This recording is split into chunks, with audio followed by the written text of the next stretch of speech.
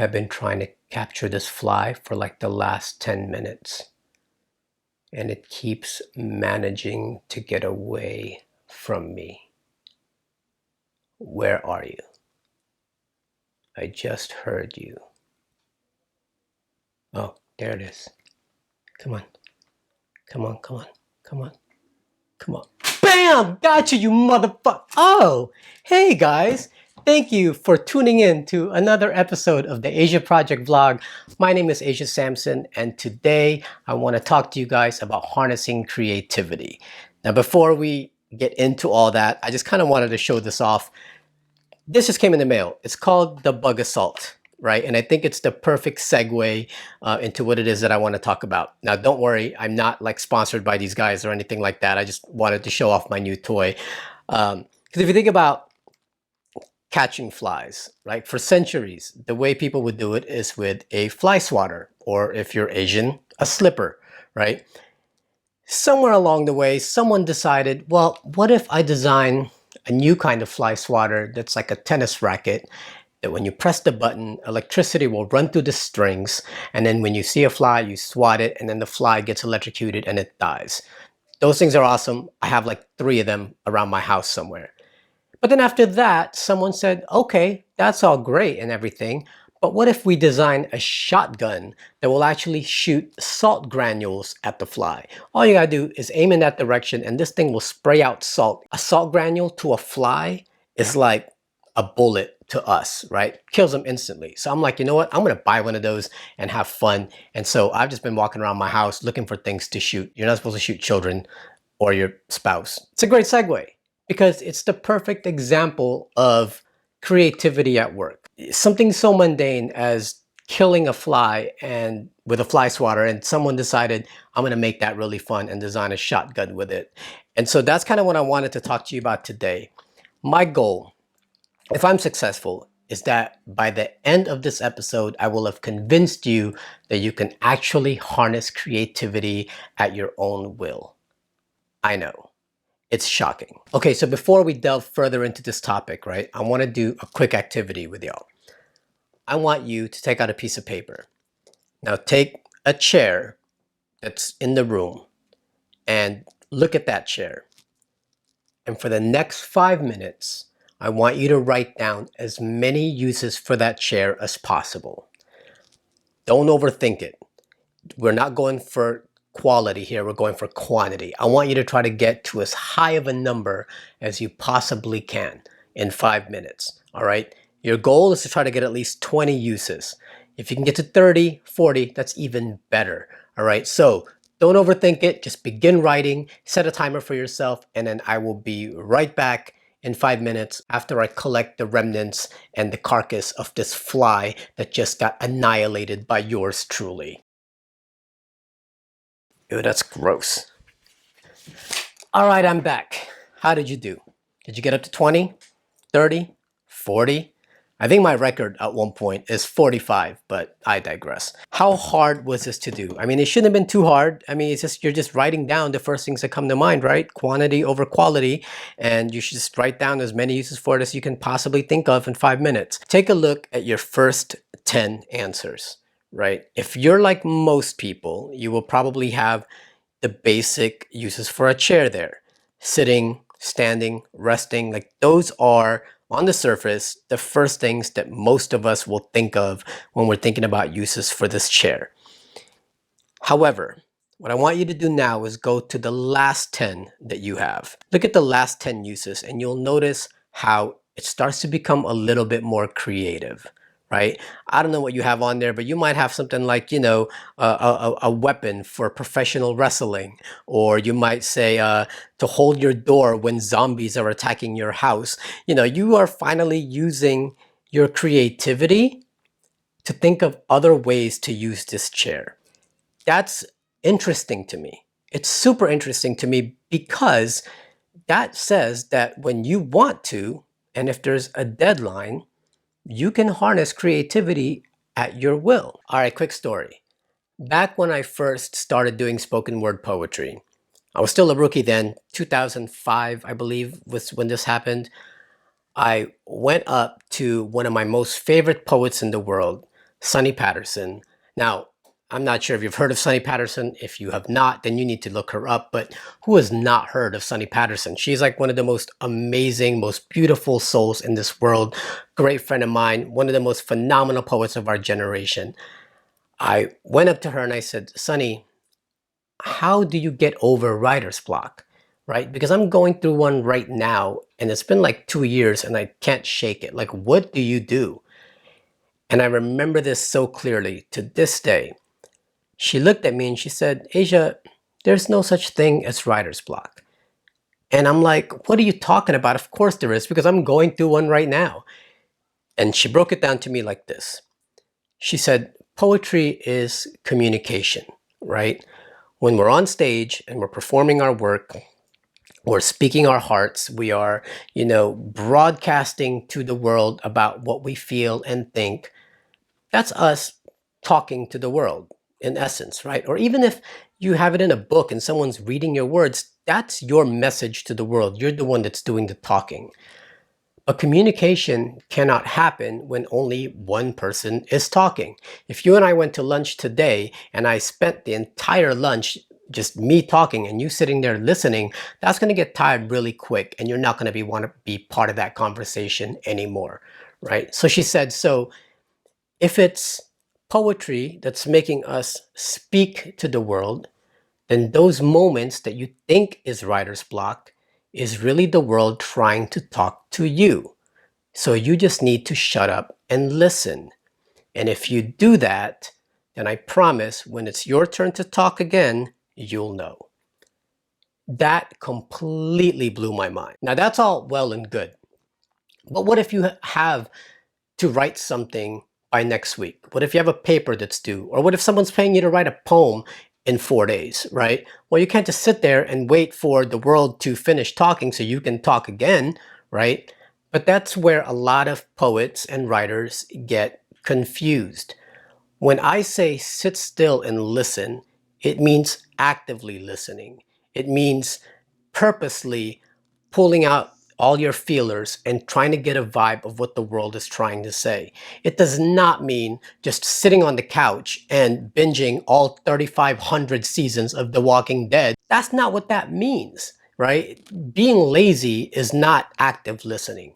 Active listening means being constantly in tune, listening to the world, listening to what the world is trying to tell you, having your ears constantly open, listen to conversations that are going on around you. If you are actively listening, I can promise you, you will find something to write about. Like right now, I don't even know if you can hear it, but there are people outside who are playing in the water, right? There's a dog out there playing fetch, and there's a father and his daughter, and he's kind of helping her to jump into the water and things like that.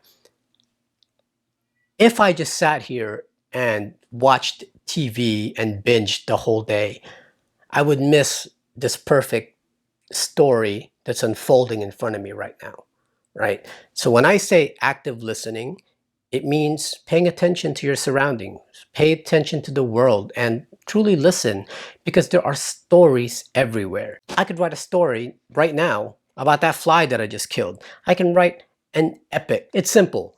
It's just all about knowing where to look, how to find it. One of my biggest pet peeves, right, is when I hear poets or artists say something like, well, I don't create until it hits me.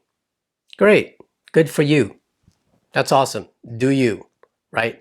I can't subscribe to that. I'm sorry. I just can't. Because what if you're being paid to produce something, right? What if you have a deadline? What if there's things riding on you creating this content, right? You can't just go to whoever's commissioning you and be like, well, I just haven't done it yet because the spirits haven't hit me. Like, who are you, Lauryn Hill? No, you're not. You have to be able to perform like when it's time for you to perform, right? We don't have the luxury yet of being able to call out our artistry on our terms, right? We have a book that we want to publish. We have an album that we want to record. We have all these things that we want to get done. And the world is not always going to wait for you to produce genius work, right? Now, when you're rich and famous, well, yeah, you can pretty much demand things the way you want. But, for most of us, when we're being asked to do something, we have to be able to produce. So for me, being able to harness creativity is an essential tool. Okay, so you're saying, Asia, that's great. I definitely want to harness creativity, but what do I do? Right? Because, I've listened to the world, got an idea, but now I'm looking at a blank document or I'm looking at a blank canvas and I don't even know where to begin. Well, there are certain techniques that you can employ. For example, the first one for me is setting your environment.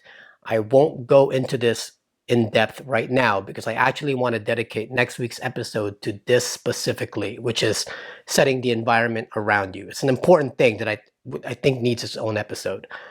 The second thing is getting warmed up. If you go to the gym or if you play any kind of sport, like you don't just walk into a gym, pick up 45-pound weights and start curling them, right? You're gonna pull a muscle, right? Or you don't just walk right into a basketball or football game and start catching balls or throwing balls or getting involved in the game itself. No, you have to warm up. You got to do some stretches, jumping jacks, burpees. I don't know. You got to do something to get your body acclimated for what it's about to do, this strenuous thing. You have to think about your brain and creativity the same way. You can't just jump into something and think, oh man, I'm just going to crank this out. It just doesn't work that way. Sometimes it does. If the idea is so overwhelming that you already know where to go, awesome, great. But let's face it, it's not always going to be that way. So what I do is I will do certain things. Like one, I would write a haiku, right? Sometimes I try to make it a goal to write one haiku every day, or at least 1 or 3 haikus right before I start writing the main poem. Another thing that I also do is I'll just start to free write, right? Whatever comes to my mind, maybe it's tied to the poem, maybe it's not, but I just take out a piece of paper and then I just start writing, right? And just get it all out there. Or you can also use the activity that we just did in the beginning of this episode, which is looking at an object and finding all the creative uses you can for this object. It doesn't have to be a chair. You can use a cabinet. You can use the bed. You can use, the air humidifier that I'm looking at right now. You can come up with just an object, find many uses for it. By the way, that activity I actually learned about that in a book called The Creative Habit by Twyla Tharp. You need to pick up that book if you really want to harness creativity. It's one of the greatest books I've ever read. I consider it the creative Bible, and a lot of the ideas that I had for this episode and a lot of the techniques that I employ to harness my creativity comes from that book. So make sure you go and check that out. And the last technique you can employ is setting the mood.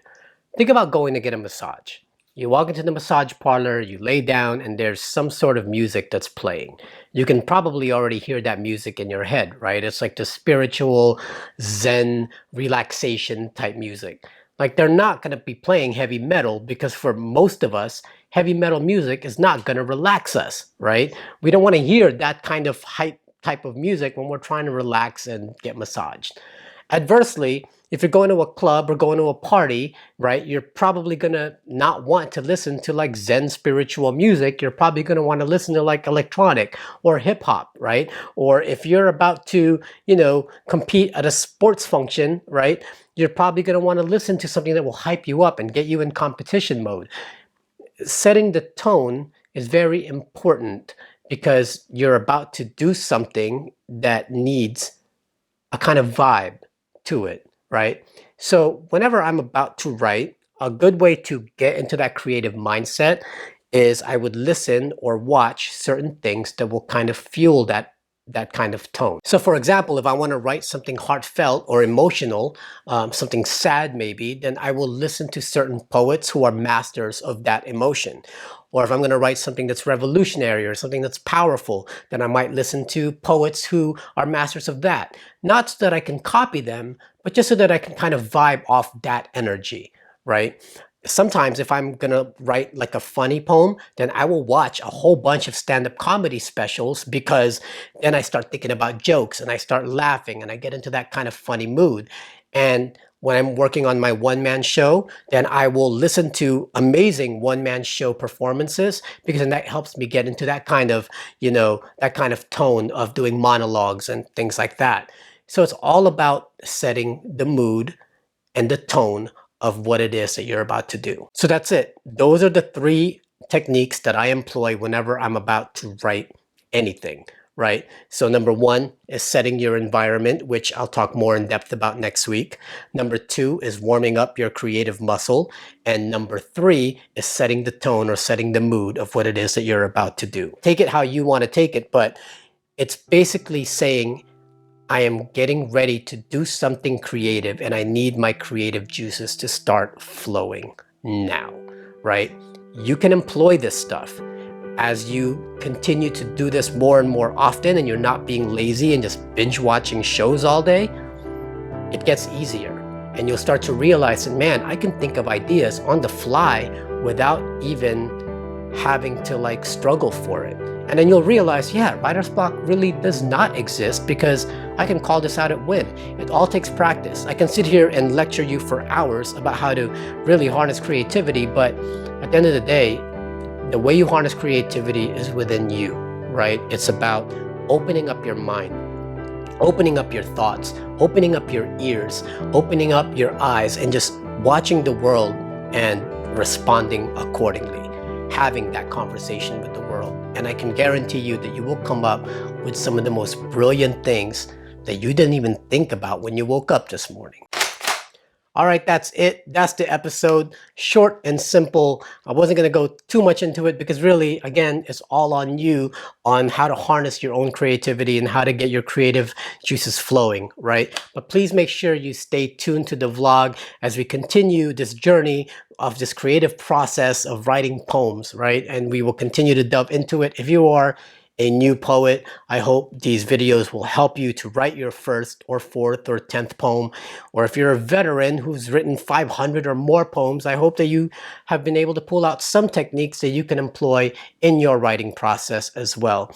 Until then, please make sure to subscribe to this channel, comment below with any thoughts that you might have or what you do to get yourself into that creative mode. Don't forget to follow us on all social media platforms at The Asia Project. And until then, like I said before, speak like you mean it.